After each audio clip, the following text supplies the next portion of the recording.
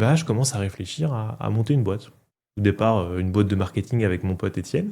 Et cette boîte de marketing se transforme en un projet passe-passe, qui est de base un projet étudiant que je fais avec des camarades de classe sur de l'automatisation de badges pour entrer dans l'école. Je vois que ça a un intérêt et en fait, je me prends de passion pour designer des interfaces, pour réfléchir à un projet, comment faciliter les accès des bâtiments en fait.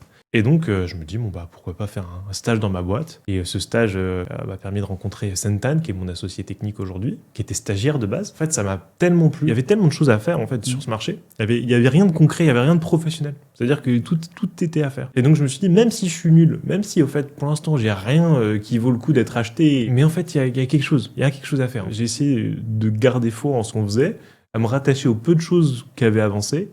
Et on s'est vraiment concentré avec Sentan. Après cette période de stage, puis cette année de césure, et bah du coup après Sentan m'a rejoint et du coup m'a donné 3 mois pour qu'on sorte quelque chose de concret et qu'on ait un client. Et au bout de ces 3 mois, on a trouvé un client qui s'appelle Fabien. C'est un gars qui m'envoie un message dépité parce que son logiciel qu'il avait à l'époque, ça marchait pas. Et il me dit, bah voilà, j'ai 3 logements, je suis en pleine croissance, j'ai envie de structurer une conciergerie. Ton site me parle. La façon dont tu expliques ce que vous faites me parle. Ça parle de terrain, et moi je suis un gars de terrain. Là, j'avais un restaurant. Je veux développer ma boîte et structurer ma boîte autour des process et pas autour de la distribution. Et donc tout de suite, au fait, ça a matché, pour être honnête. On n'avait même pas encore fini le produit. Je lui ai vendu passe-passe sur des designs.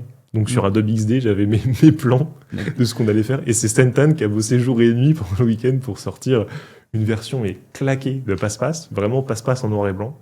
Mais c'est ça le début de passe-passe, du coup, vraiment concret, où on a eu quelque chose.